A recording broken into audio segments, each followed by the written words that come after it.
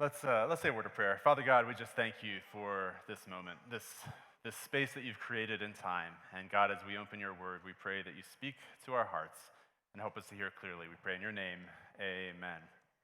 As we're beginning, I just want to take a quick moment to recognize something because we've been talking about community, right? That's the last 2 weeks have been talking about how we as a church, we live in community. And I was thinking about that this morning and how today we come with heavy hearts, some of us, because as a community, we've experienced loss.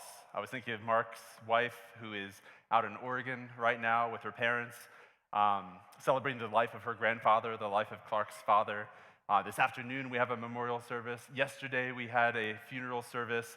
And so as we come here today, we feel a sense of loss. And whether that's a direct loss that we ourselves are experiencing from somebody that we have known for a long time, or one of our friends here in this church, we feel that loss together. But at the same time, as I was thinking about that sense of community that we have and thinking about what death means in our lives, it also underscores the importance of what we're talking about. Because when we're talking about living in community, and we're talking about the hard things that we have to do to live in community, the way we have to think about the influence our lives have, the way we have to think about actually confronting our conflicts and dealing with them, and then today as we're talking about forgiveness, these things can be hard to do, but given how short life is, given how uncertain life is, they're important things to do. So with that, let's open up for our final look at Matthew chapter 18. If you're using your Pew Bible like I am, Matthew 18 can be found on page 913. And we've been working our way through. We're going to finish up the chapter today as we get to verse 21. So Matthew chapter 18, verse 21. It goes like this. Then Peter came up and said to him, "Lord, how often will my brother sin against me and I forgive him? As many as 7 times?" But Jesus said to him, "I do not say to you 7 times, but 77 times." We've heard this before, haven't we? At least some of us have heard this before. How many times must I forgive somebody who offends me? When someone slights me, when someone hurts me, how many times do I have to extend that olive branch? How many times do I have to offer forgiveness to them? Now, when Peter says this, and he says up to 7 times, we know that Peter thinks that he's elevating the situation. In fact, he actually is. Because the common rabbinic teaching was that you only had to forgive somebody 3 times. And if you forgave someone 3 times, that was a good thing. It seems like there's a subtext there that if you were to go beyond 3 times, you may be a bit foolish, right? Because if you are to forgive someone and they hurt you again, and then you enter into that relationship and you forgive them and they hurt you again and they hurt you again, by the 3rd time, you should learn your lesson and be like, all right, we're done with this. But Peter, knowing that Jesus is always elevating morality, that Jesus is always asking us for more, he apparently moves in and he thinks that he's elevating it significantly, which he actually is. But it's kind of like a teacher's pet. Have you ever had somebody like this in class?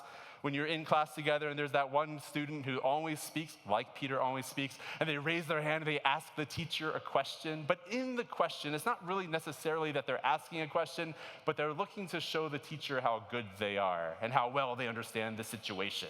And you can almost sense this with Peter, that as he raises his hand and says up to 7 times, he's reestablishing the fact that he gets it, that he gets that Jesus is asking us to do hard things in community, that Jesus is asking us to live radical lives.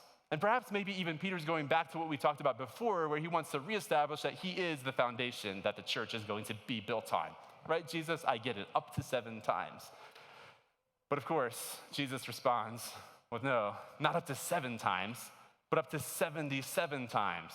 Some of your translations will say 70 times 7, up to 490 times. We don't actually know which way to translate it, but either way, it's pretty clear Jesus is really now elevating the situation, taking it to an entirely different level. In Luke's account of this, Jesus' response is 7 times every day.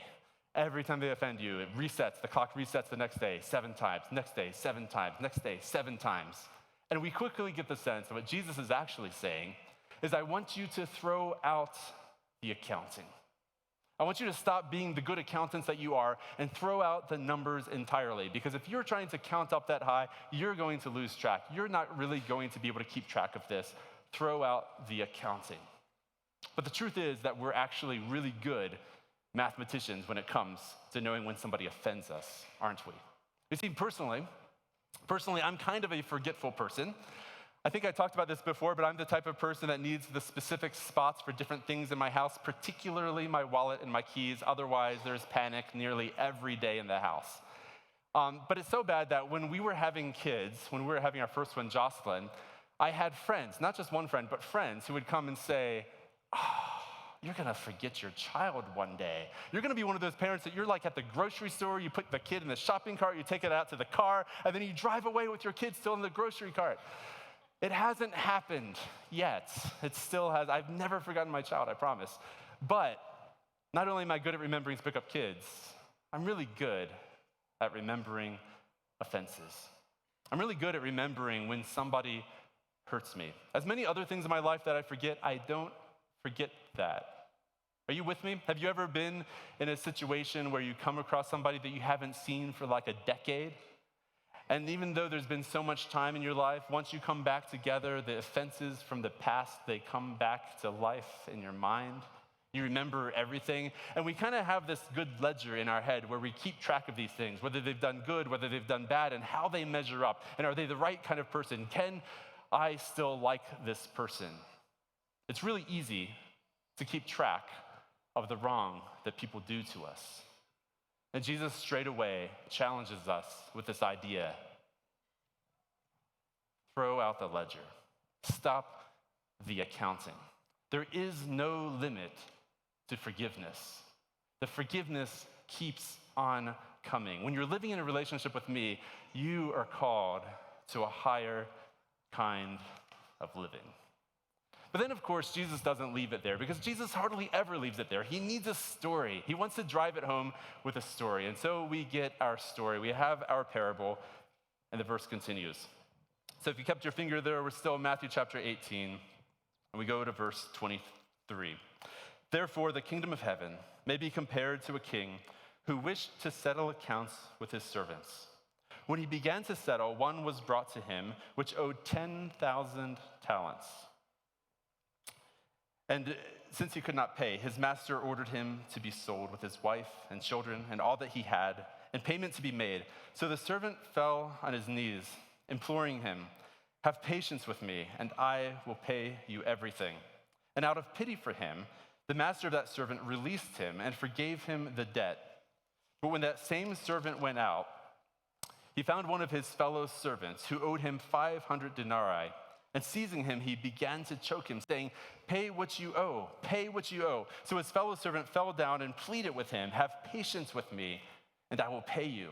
But he refused and went and put him in prison until he should pay the debt. When his fellow servants saw what had taken place, they were greatly distressed. And they went and reported to their master all that had taken place. Then his master summoned him and said to him, you wicked servant, I forgave you all that debt, because you pleaded with me.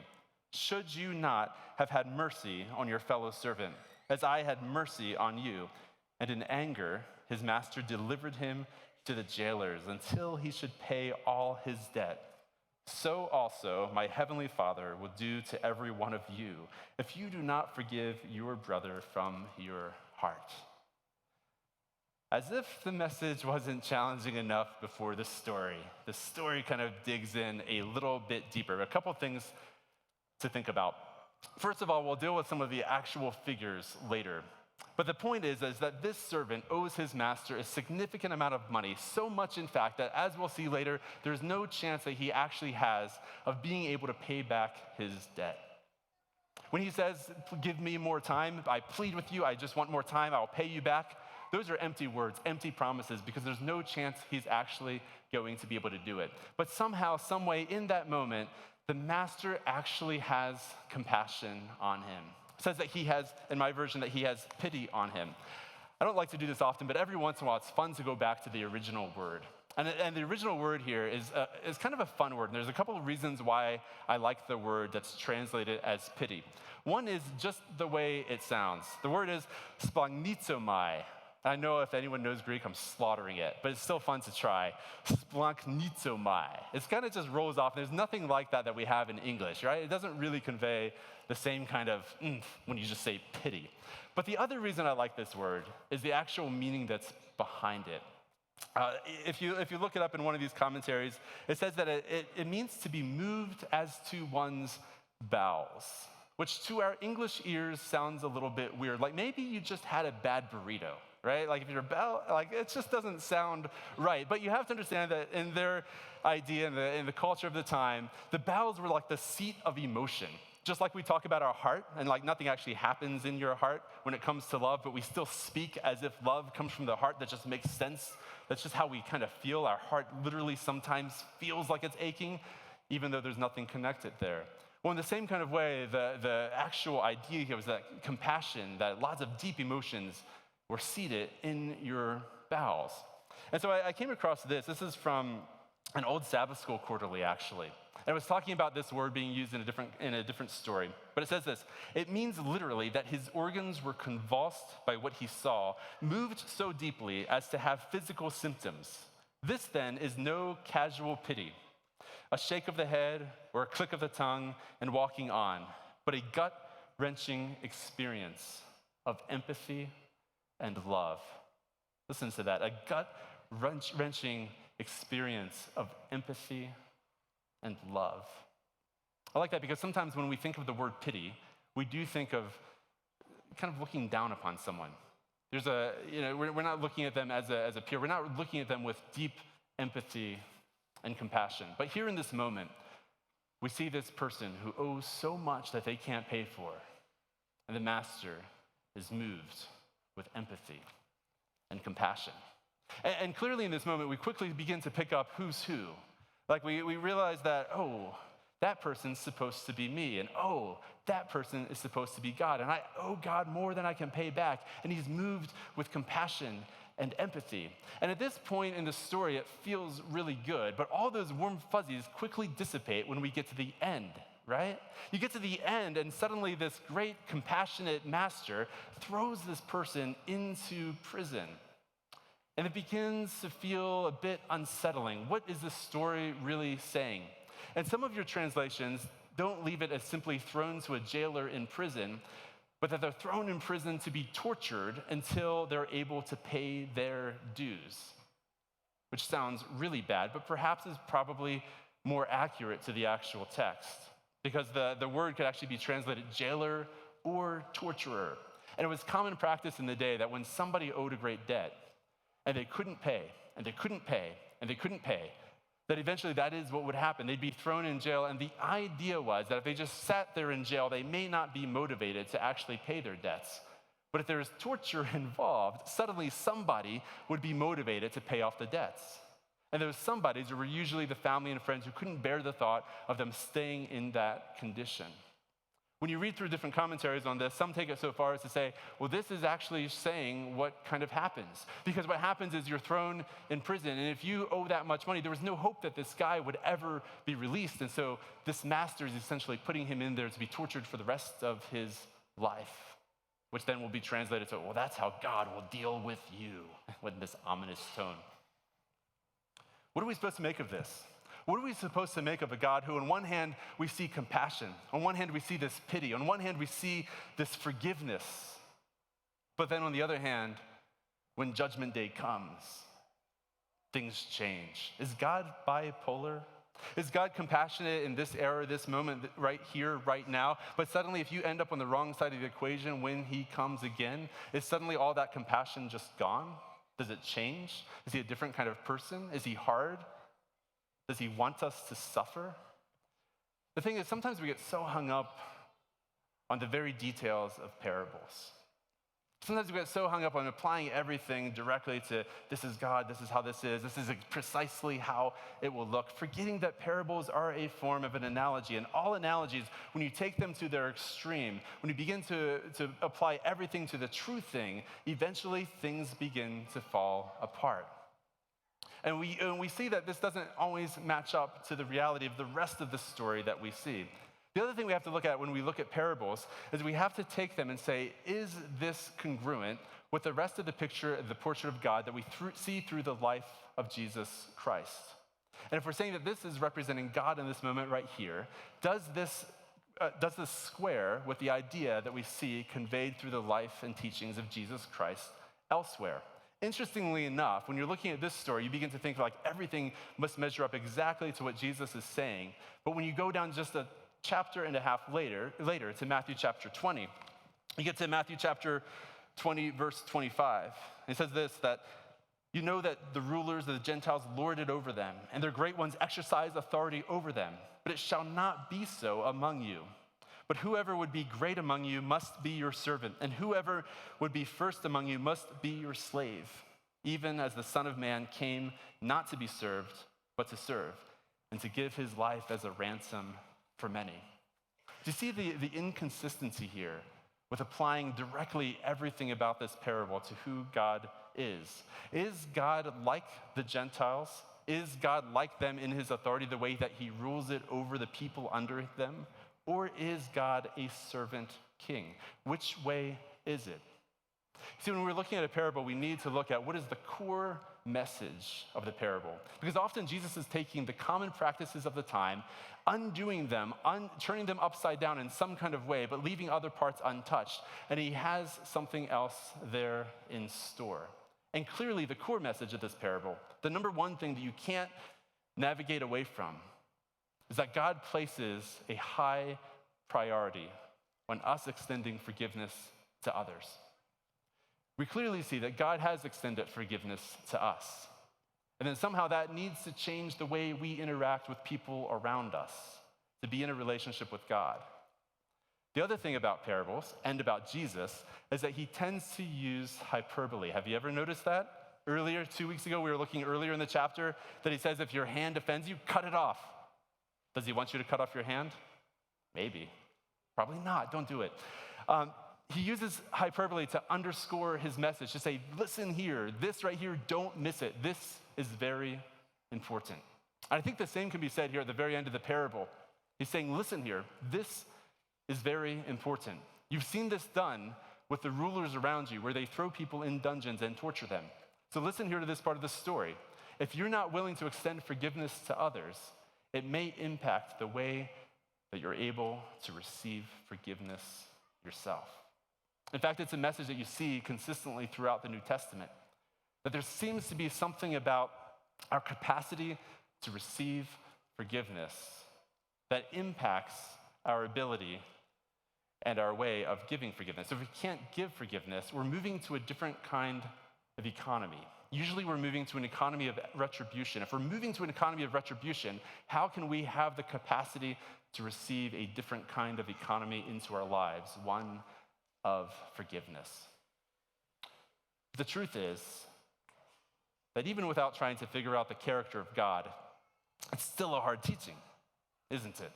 It's still a hard thing to accept this idea that we're asked to continually give forgiveness. It's hard because, well, forgiveness is hard, but it's hard also because we're people that we don't like to be taken advantage of. And it seems slightly vulnerable to continually extend that forgiveness. Sure, I want to forgive the people that I love. I want to forgive the people that I'm close to. I want to forgive the people that I trust. But it starts to seem like I might be taken advantage of if I'm too free, to giving the forgiveness away willy-nilly. What's going to happen if I keep going that way? You know, years ago, I grew up in Maryland. My entire life up until college, I was in Maryland. And almost my entire family is in Maryland or the surrounding areas. And I grew up right next to my grandmother, which is right where my father grew up. So my father grew up there, and we just lived one door away, and there's my grandmother. So I grew up with this great security of her being right there, and this kind of firm placement in time where we've always been. But one day, my grandmother, who has been single since I was born, she found a man. Can you imagine that? Disrupted my entire life. She found a man through square dancing of all places. You never knew that was the place if you're looking for someone, apparently square dancing is the place. So through square dancing, she finds this guy who was only living in Maryland a short time till he was returning home to Maine. And she up and left us and moved to Maine, Well, because of that, I started having a lot of family vacations up in Maine throughout my life. And at the time, my eyes hadn't been open to all the different great stores that are out there. But then I found this place called LL Bean. You've heard of it? I'd never heard of a place like that when I was a kid. And I remember walking into LL Bean. I'd never been in a store where you walk in and there's this giant moose just stuffed and standing there ready, like lurking over you. And I'm 10, and so it's giant. It's always giant, but it was really giant. And there's a river that's like running through the store, and my eyes are just so wide. And then everyone talked about how great the quality was of LL Bean. This is a fantastic place. In fact, even at the tender age of 10, even though I wasn't spending my own money there, I knew about the LL Bean guarantee. That if you bought something from LL Bean and you weren't satisfied with it, you could return it at any time, no questions asked. Well, a couple weeks ago, I was listening to the radio, and I came across this program where they were talking about the LL Bean guarantee. And they were exploring how serious are they about their guarantee. Will they really take anything? And it turns out they will. There was a reporter who goes there to find out what's happening, and she sat there and just watched the return aisles. People came in with their stuff. They watched, they came in. Some were legitimate returns, like, oh, this is the wrong size. I need a bigger or smaller size. But then there was these other weird ones. Like there was this one lady who comes, and she had this big bundle of sheets, like bedding and everything that goes with your bedding. And as she comes with this big bundle, the reporter said that it was visibly used. Like there was no question that this had been used for a while, as only used bedding can show. And she comes and she decides that she's not satisfied with the bedding because she upgraded to a bigger sized bed. And now this doesn't fit her bed. They returned it. They took it and gave her store credit to buy whatever she wanted in the store. Then someone else comes, and they had bought a chair from LL Bean, and they strapped it to their car. But then they drove off and realized they didn't strap it so well. They realized when they hit the interstate, flies off the car, explodes. They're not satisfied because the chair that they bought is broken. LL Bean took that broken chair back and gave them a new chair. Then there's this one guy who shows up, and he complains that his shirts are starting to wear out. And he just loves these shirts because these shirts have always lasted so long. So they asked if he's not satisfied with his product. It's like, well, they're wearing out a bit. And the reporter is having a hard time staying objective. She's starting to actually talk into the situation, like, what? Because these were very visibly worn shirts. It turns out he bought them 40 years ago. 40 years ago, and LL Bean still took those shirts and gave him store credit with the current prices. Inflation, not even a factor there. It's amazing, right? And as this person's listening to it, as I'm listening to it, it's hard not to get angry. And the question is, why is it that we get angry in that situation? And the answer is, because it's not fair. By the way, don't pick up bad habits. I feel bad. Like if any of you go back and return bad items to LLB now, I'm gonna feel responsible for this. So don't do it, be good people. But when someone else does it, even though it's following store principle, and even though LL Bean has they clearly trained for this. In fact, they said that some people who worked the service desk had to leave because they couldn't stomach it anymore. And so it was only the very strong who could take the sense of, this is totally wrong, but I'm gonna do it anyway for you. Only those people could work the counter. But why is it that it bothers us so much to see somebody getting off with something that they should not? It's because it's not fair.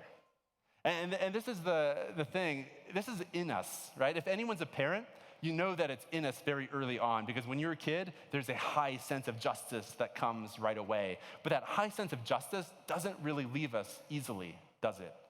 Have you ever been on the freeway and you're in traffic, things are backed up? And as things are backed up, there's you can't maneuver, you're just stuck, and you're sitting there thinking, I wish I could move, I wish I could move.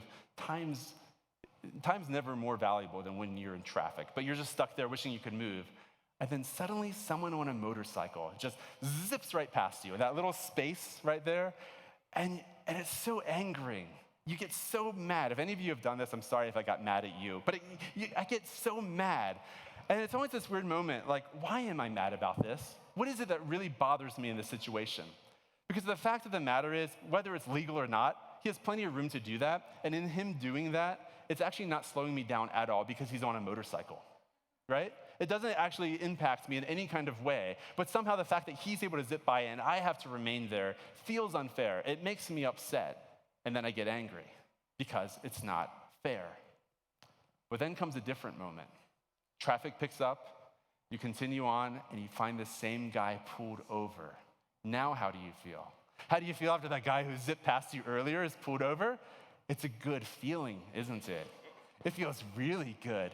In fact, science tells us that this kind of stuff feels so good, that particularly when it's personal, if it's something that we are enacting revenge on someone else, it actually feels really good. I came across this article.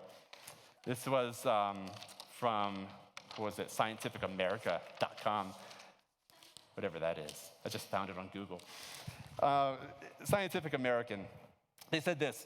They said that the human brain can take pleasure in certain kinds of revenge. They've done some MRI scans, and it's revealed that thinking about revenge, just thinking about it, activates the reward center where the feel-good neurotransmitter dopamine is lodged in much the same way that sweet foods or even drugs can. You get that? Like we have dopamine that's released as soon as we get revenge. It feels good. It's even addicting. There's a reason why we call it sweet revenge, because it feels really sweet when that happens. And it seems like when we're talking about forgiveness, when we're talking about letting go of what someone has done to us, this is part of the price that we pay, is that we're letting go of the feel-goods that we get of withholding that from them. And even if it's not about revenge, even if you're not the revenge type, there's a certain amount of power that you feel when you withhold forgiveness from someone, when you refuse to let it go, or when you offer fake forgiveness. You know what fake forgiveness is? I think couples know this very well. You'll say that you're sorry. You'll say that I forgive you. But then suddenly when the right situation comes up, you bring it back to the offense that took place earlier. And it becomes a moment of control, a moment of manipulation. Forgiveness is letting go of that. Forgiveness is releasing that power that you have. And it can be a really hard thing to do. In fact, actually, the word for forgiveness here, the word for forgiveness that they use in the New Testament, can mean, and is translated elsewhere in the Bible, to let go. And it's hard. Because letting go means that you lose something. And in fact, you should remember that when you're looking through the text, through the parable, that it does cost somebody to forgive. When you forgive someone, there is a cost that's involved. It's not like the debt is just magically erased. Somebody has to absorb it. Somebody has to take that upon themselves. And when you forgive someone, in a way, you are absorbing the cost. It's the new economy.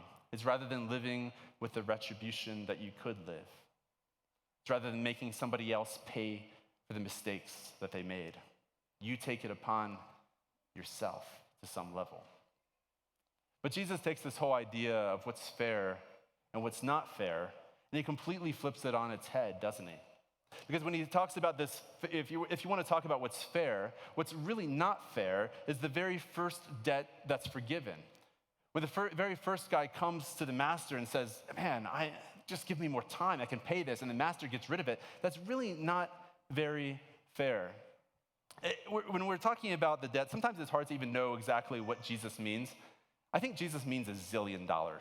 Like if he was to say it today, I think it'd just be like $1 zillion, because he's reaching for the furthest, biggest number he can. There was no, they say that the unit of measure that they would use in accounting would never go greater than 10,000. So 10,000, he's reaching for like the greatest kind of measurement that he can. And when he talks about a talent, that was the biggest currency that they had. And when they try and translate it to what does that mean for today, if we were to put a dollar figure on what that means, or if you were to say how much work would it take to work off this kind of debt, there's a bit of uncertainty about it because there's different kinds of talents. There could be the Greek talent, the Jewish talent. But either way, we're looking at a minimum of 150,000 years of labor to pay back that debt. Millions and millions of dollars. 150,000 years of labor to pay back that debt. But then later, when he gets to the other debt, the other servant that he won't forgive, it's 100 days of labor. It's still significant, right? If you think about that, like how much would 100 days of labor cost? I wouldn't want someone to cheat me of that. That's a significant handful of cash. but it's nothing like 150,000 years worth of work. So Jesus is saying, if you're trying to compare scores, if you're trying to figure out whether forgiveness is deserved, it's not. But it wasn't deserved for you either. You've already received something that you have no reason or right to claim, but you have. And because of that, that should transform the way we interact with others. It should transform the way we extend the grace to the people that are close to us. And by the way, when we're talking about this, it's easy to say, to abuse what it means to forgive. To forgive means to release something. It means to let go of something. And we're releasing that guilt. We're releasing that power, that authority, that manipulation that we can hold over them. But it doesn't mean to forget. At least it doesn't always mean to forget. There are times when forgiveness is offered, but the relationship is still changed. There are times when forgiveness is a needed process for you yourself. By the way, we could go over the medical studies of how it improves your blood pressure, it makes you healthier. It's good for you to forgive. It makes you a healthier, better person. It's part of the process is actually in self-interest. You will be healthier if you are willing to forgive.